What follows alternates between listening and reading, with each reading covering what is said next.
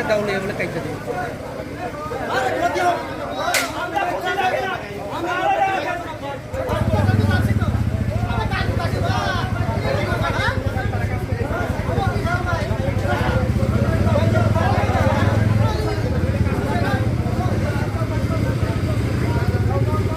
রাস্তা ক্লিয়ার নেই তো আমি লোকে যাব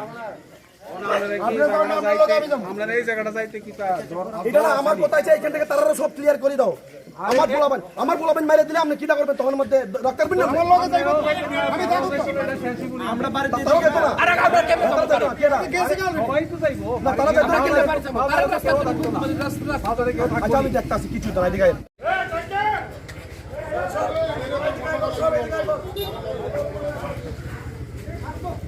আজকে প্রথমত সাংবাদিক বন্ধুকে ওয়েলকাম। আজকে দাতারাম বাজারে আমাদের ত্রিপুরা মথা পার্টির তরফ থেকে একটা রিলি হয়েছিল। রিলির মাঝখানের মধ্যে বিজেপি এবার রিলি আরম্ভ করে দিচ্ছে করে আমাদেরকে ত্রিপুরা মথা পার্টিকে রিলির মধ্যে গালাগালি আরম্ভ করছে। এর জন্য আমরা ত্রিপুরা মথার বিজেপিকে আমরা প্রতিবাদ স্বীকার জানাই। কোন সময় হয়েছিল ঘটনা? 6:30 7টা।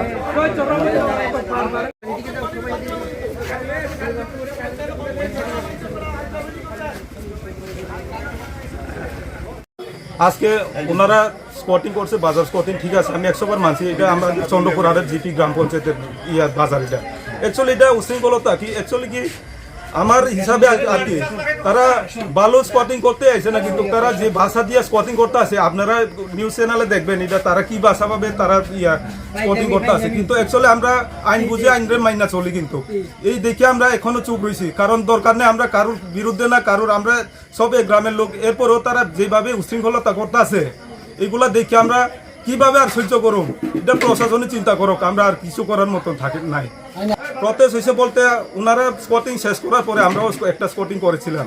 তো স্পটিং করার পরে ওনারা আবার শেষ করার পরে আবার আমাদের উপরে আবার এসে মানে বিভিন্ন রকমের বাসা উজুতি করতে আসে। তো পুলিশে দোনো পক্ষের দিকে ওনারা করেছে আমাদেরকে ত্রিপুরা মথা দলের বা লাল মথাও বলতে পারে।